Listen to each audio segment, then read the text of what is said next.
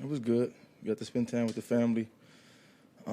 Got to see my son's flag football game, so that was cool. So. Any notes for the coach? Hmm?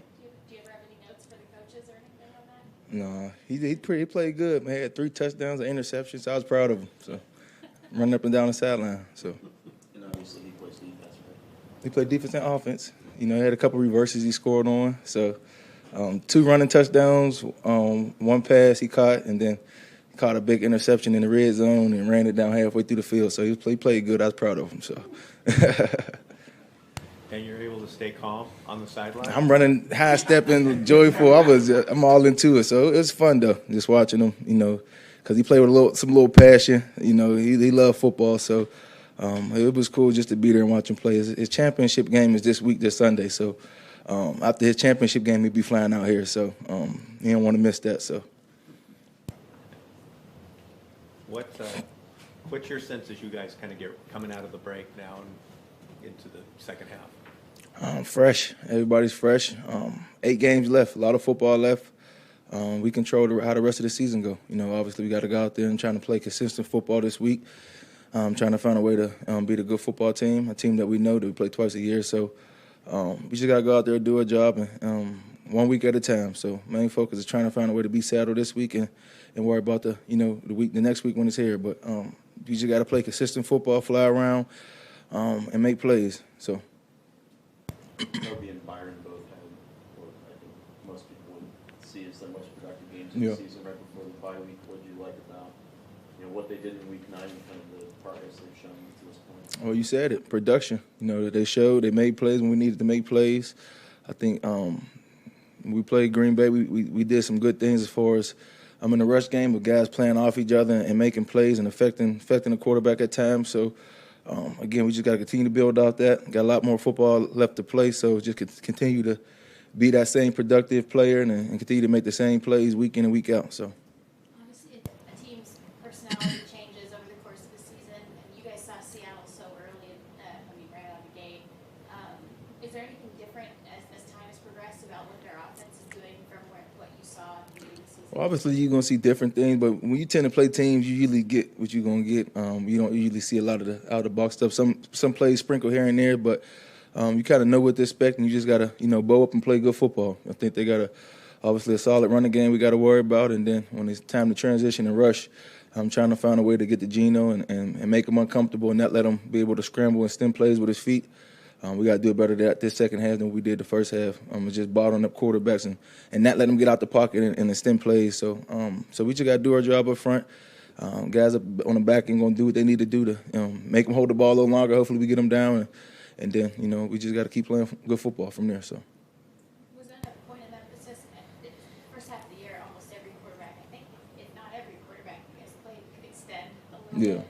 And obviously some of those long third downs, Raheem's mentioned this a few times, but as you guys did sort of your review of the first half through the break, was that a point of emphasis of containing in that way? Yes. We came back and we had plays, good plays and bad plays we did, and we watched it all together as groups. So you got to see it and see what you need to correct and what we need to do better. You talk about it, and obviously you get on the grass, you practice it. I think we had a good practice yesterday on defense. Guys was flying around, seeing Ernest out there healthy, looking fast, flying around. Feel good to just have them guys back out there. Obviously, Matthew out there looking good. So when you got your guys out there, obviously you got a lot more confidence and knowing that, you play good football with them guys. You know what they can bring, you know what they can do. So we just got to go out there and perform when we got to. So. I played against Matthew just a couple times before he came here. What were your impressions of him when he was an opponent, and what have been your impressions as a team? Well, I played Matthew 2 times in my career. I sacked him 6 times. No, but he great quarterback. Obviously, his arm is amazing. He can do a lot of things with his arm. The throws he can make is like no other I ever seen. So obviously that, but I remember having some good games against Detroit when he played. So the first time we played him in St. Louis was my first 3-sack game ever. And then we played him in Detroit. Was that an 18? I really had 4, but a flag, they took one away. I was mad about that. But, it was some good days when I played against Detroit when he was there. So. That 3-sack game, did you get a team pretty sure I did. 'Cause I think we clinched in 18. We clinched the division, so we had a lot of excitement, a lot of joyfulness in the locker room. So I believe so. We did clinch out there that year. But At this point in the season, no one in that locker room is fully healthy. For you, you take care of your body as much as any. Do you do anything different in the bye week to excel the recovery process or any of that? well, just kind of trying to stay on your normal routine as far as what I do to take care of my body. Even though you ain't doing that. The football stuff as far as punishing your body, but you still want to do the same routine, keep your body where it need to be. Even if I feel good, just do the same thing and just make sure I'm where I need to be. So that's just being a professional about it, and obviously, standing in the weight room, keeping myself prepared, and being here today healthy, 100%. No aches, no pains, feel good. So that's how you want to be, coming off a bye. So. Matthew is now like the veteran quarterback among healthy quarterbacks active in the league right now, and he also is sort of representative of a quarterback who changes angles and Yes. things with his arm, less so his legs. But He made some good runs this year too, so I don't know. He might be a little mobile now. I don't know. Don't knock my dog off that, man. He mobile, man. I don't care what y'all say. But just you have mentioned that before, making any throw. I remember the first time you talked to us after you saw some of the Yeah. stuff. That you had. I mean, does that keep him? I guess help him stay modern. I guess, despite the fact that he is from a little bit of a different era. Quarterback. Yeah, well, a great quarterback's a great quarterback. When you're able to understand, the X's and O's of football, knowing different looks he get and knowing how to, put the ball where it need to be, that's a plus. That's what makes him great, right? So that's why he's able to play this game as long as he did and have so much success because of who he is, and that's who he is—a consistent quarterback that do that. And that's just how Matthew play ball. He's just different. So. Yep.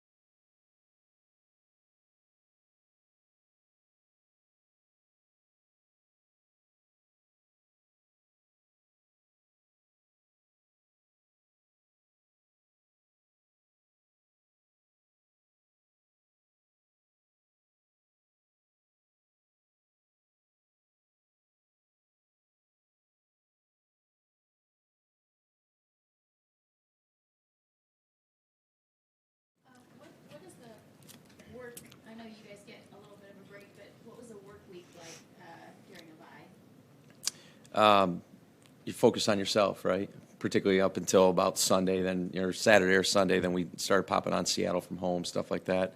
Sean and I would have some conversations, just kind of getting, an early start on that. But really, just honing in on what you're doing well, what you're not doing well. Last thing you want to do as a coach for these players is have regrets when you start watching the season cut ups in February, and then you're getting your next training camp or your next OTAs, kind of figured out. And so when you get this midseason bye, hey, what can we fix now so that we can say, hey, we did get that fix and we're performing this, that, or another at a better level. What do you think you guys need to do to get Cooper kind of back on track, at least in terms for what we see statistically, production-wise? Yeah, I mean, I think, last week was rough on everybody. I mean, coaches, players, organization. It wasn't, it wasn't fun for anybody, And so he's had 2 games this year, when he was back-to-back 100 yards. And I mean, yeah, I know we all want Cooper to have 2,000 yards every year because that's his last standard of when he played a lot of football. And even last year before he got hurt, statistically, his time will come. He's Cooper Kupp, and truly believe our offense is, got a lot of good things in store for us, not just him, but everyone for these next few weeks. Trending toward getting Raheem back this week, as you've gotten to know him, what does his presence on that line mean? Steady, pro. I mean, it's just every single day is the same for this guy in a good way, and that's what you want. You just want a guy that is, resilient through it and more importantly, consistent, and that's what he is. So, just again, like I said, steady. That's the word you use for him, both on and off the field. He's the same guy all the time, and that's a good thing.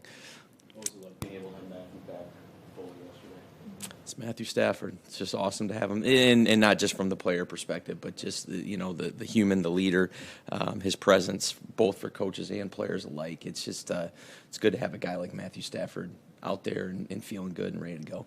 Along the lines of the quarterback, obviously Carson's only been here for a short amount of time, but in that small amount of time you've been working with him, what's he brought to the work? Yeah, he's just, you can tell he's obviously played a lot of football. He knows how to go about his day.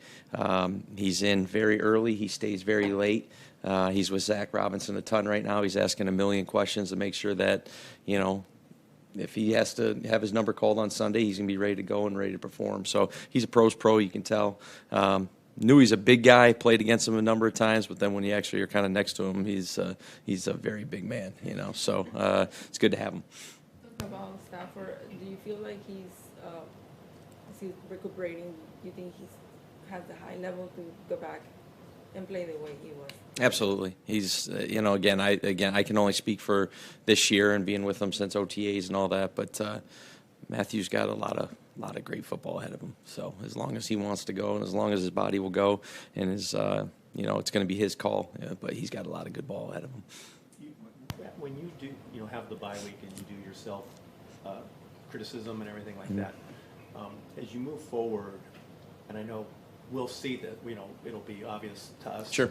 But do you sit there and you go, hey, we need to do things differently, or do you sit there and go, we need to get back to kind of core principles? Yeah, that's a good question, Gary. I mean, it's all encompassing, right? I mean, we can like to, install this, like to get better at our techniques with this. This isn't working for us, even though it might have worked 2 years ago because A, maybe our players aren't suited for it, or B, maybe the landscape of the league defensively is saying, hey, we're not going to allow you to do that anymore. So it's just all encompassing. There's not one thing.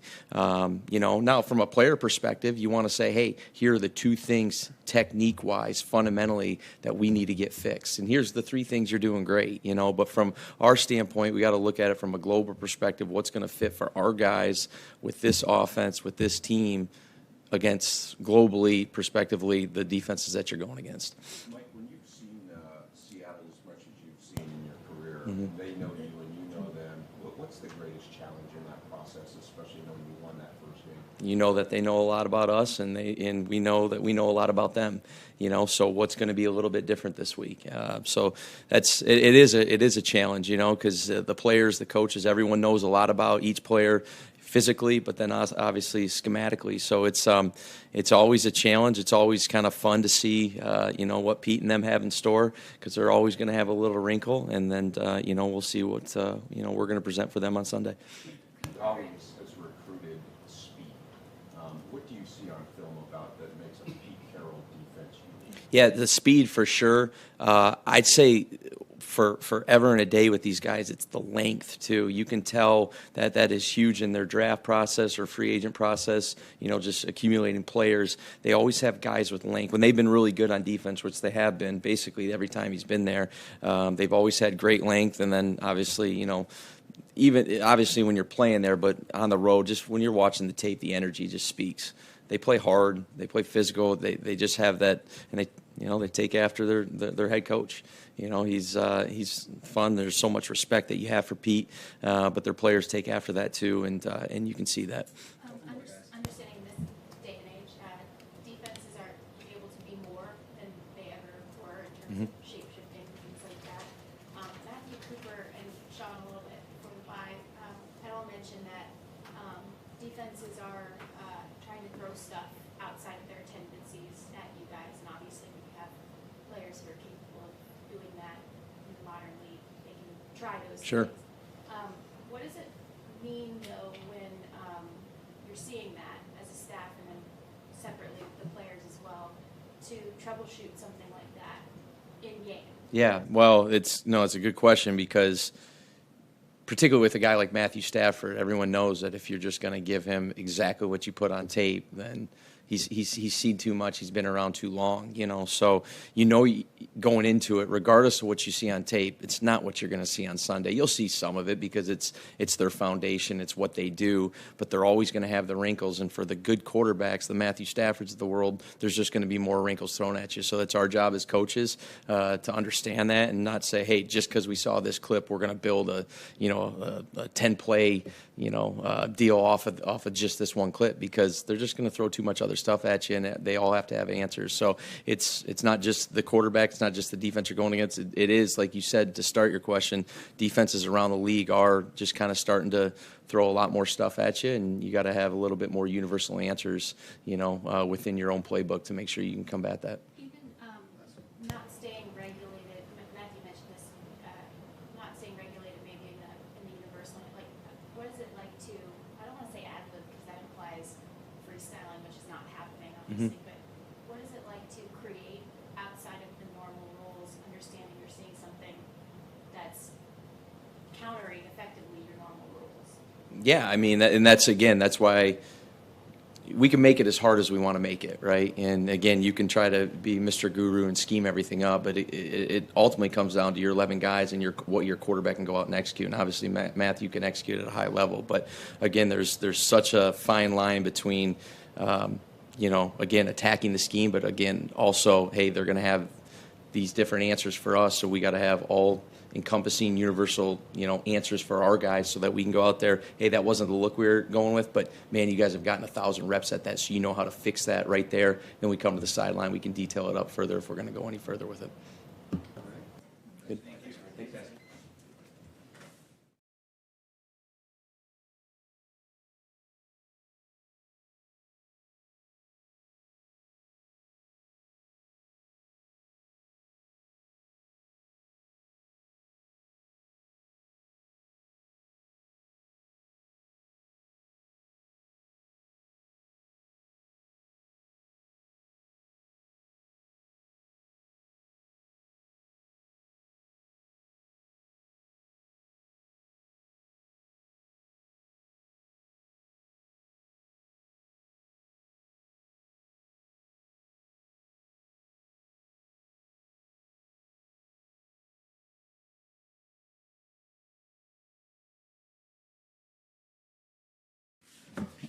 Morning, guys. Oh, afternoon, guys.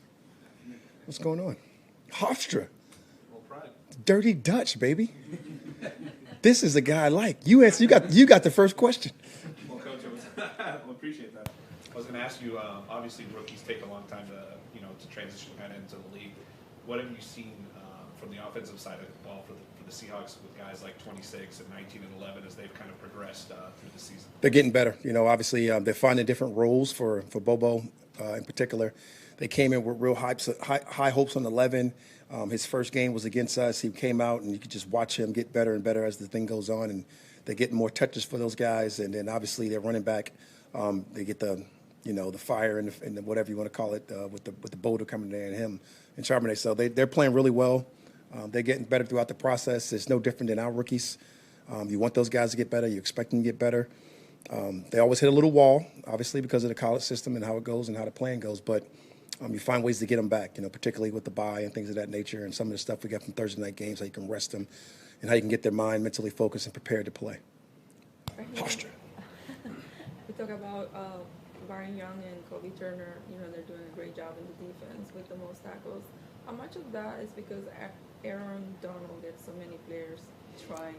Claudia, you can give Aaron Donald credit for almost everything on defense, right? And rightfully so, But you got to give those young men credit for being able to go out there and execute their technique first, So the work that they've been able to do with their coaches, both Joe and obviously Henny, has been outstanding. And the trust that we have in those guys and those young players to go out there and execute at the levels that we expect them to now is almost becoming they're almost veterans at this point because of the amount of time that they played. So it's really a lot of fun. Aaron Donald being able to help those guys, Aaron Donald being around those guys, they know the attention Aaron Donald draws. They know the opportunities they get. You learn as you go, and it's been fun to watch both Agent Zero and both Kobe both go out there and really find their niche and find their spot and how to play off of Aaron and also how to take advantage of the fact that they know what's happening because of Aaron. Sticking with the defensive line, obviously you don't know Bobby Brown's status yet. Trying to expect him to be back, it sounds like. But if he is clear and available, what does he bring to the group? Give you the coaching answer. Sean handles injuries now. Fully. Hopefully he's back into the lineup. And what he misses from us is that big, powerful man in the middle of the defense. That really shows you power, and the guy that's been here training for the last 3 years.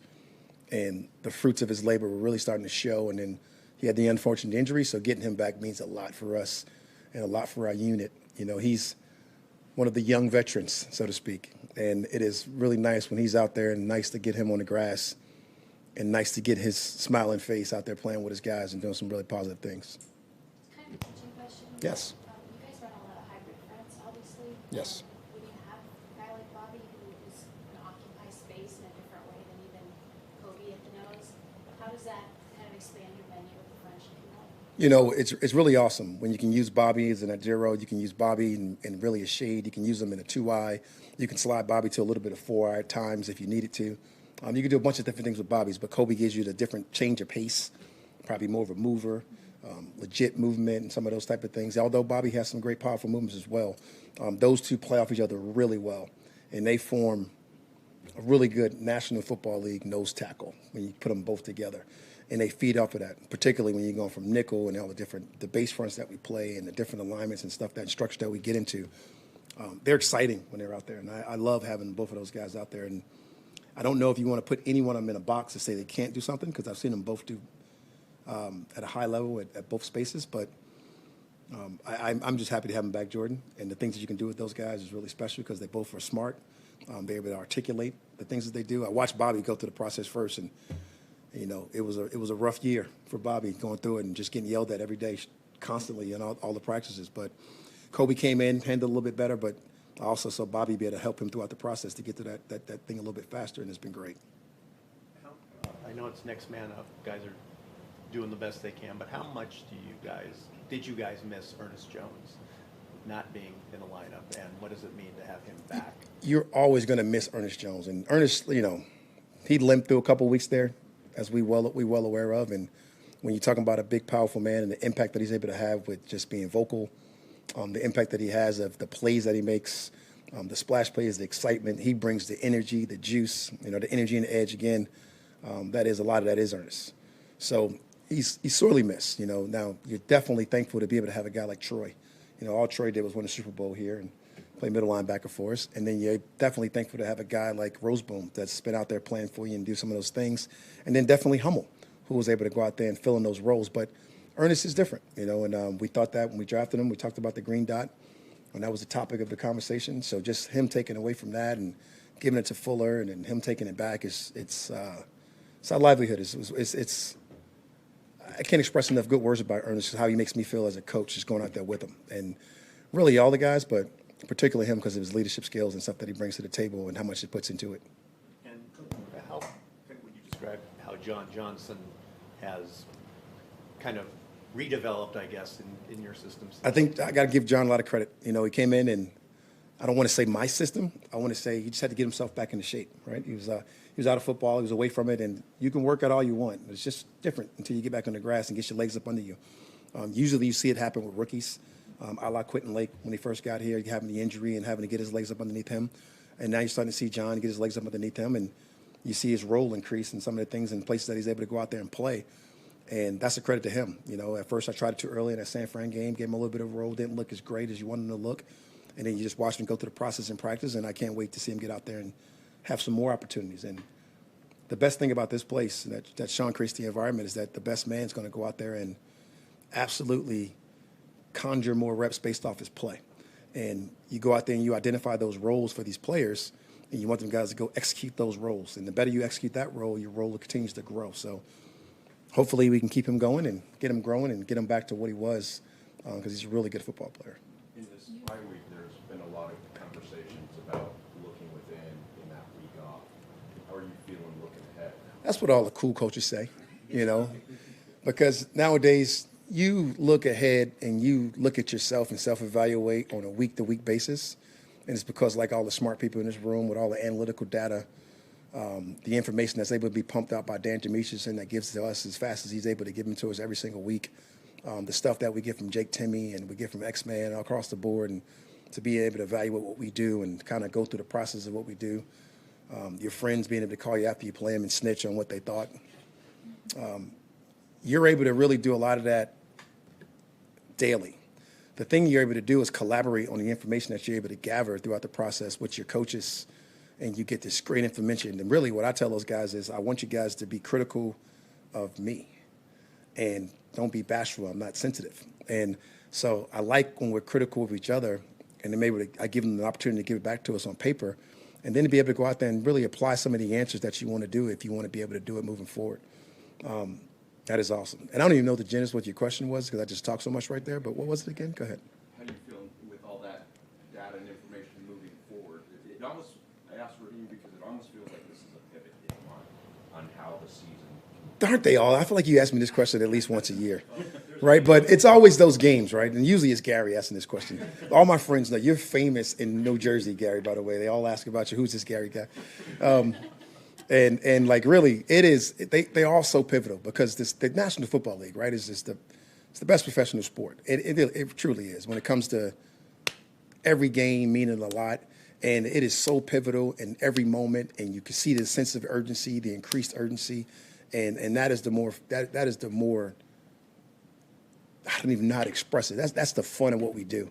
So you're exactly right. That information we're able to gather. And really accumulate and compile and go through the process and the due diligence and all the things that you would do. That stuff is really helpful for all, especially when you get away and you can do it by yourself after you're able to digest the information given to you by these really good coaches. And Mike put you on the spot a little bit, but That's okay. As you guys go back and you watch a bunch of different teams every year Sure. throughout the season, can you remember when and where you first saw the jogging start motion start popping out? The jogging start motion, the one that's going outside in. Yeah. I don't know. I don't know if it was Mike McDaniels. I know Tyreek started doing it. You know, Tutu does it. I don't know. You got to let Sean and Mike fight about who did it first. You know, because there's some like Kyle may want to have an argument with that. How did you see it start catching on though? Like, what were the specific qualities? It's just when you go through your everyday process and you watch the league and the explosive plays and some of those things that you watch on a daily basis, that motion keeps coming up because it's an eye, you know, it's an eye flash, it's an eye detriment. And you see it in practice. And as you see more people do it, you practice against your guys, whether people do it or not, just so you can get used to it. So I don't know exactly who to give the original credit to, but it's probably within the family somewhere. And if not, I apologize to whoever I'm discrediting. But because, you know, Andy Reid's pretty he does some things, too, that are outside the box. And everybody don't want to catch on the Andy Reid stuff sometimes, but he definitely could be one of the guys. I'm not quite sure, but I thought it was Mike. Maybe I thought it was Mike because I was looking at Tyreek Hill do it so fast. But it is what it is. Ah, man, I mean, no, I hate all those offensive guys now that I don't coach offense. That's it? Yeah, I'm just Gary. on building on what Kurt was asking. You guys get so much data, so much information. No doubt. How do you decipher it? You take it. Well, I'm sure you have your systems for doing that. But Mm-hmm. do you ever get to the point where you just say, you've got all the data, it's telling you one thing, and you just say, screw it, I'm going with what my gut or Gary, heart that's says. called Sunday, So, right? You use all information, right? You take all the things you get from your coaches. You take everything that you hear from Sean. You take everything you hear across the building. You hear from your scouting department. You take the information you take from practice. It's no different. The information you're taking in is all going on this plan that you're creating, and then Sunday you let it go and you trust your instincts and you go with it. Not to say that you can't adjust and you still can't. You stop listening, but at some point you do got to let it go. That third down and 6 has got to be called, and you got a certain amount of time to call it before that mic shuts off. And if it doesn't get called out there, there's going to be a little blind guy pissed off at me. Good.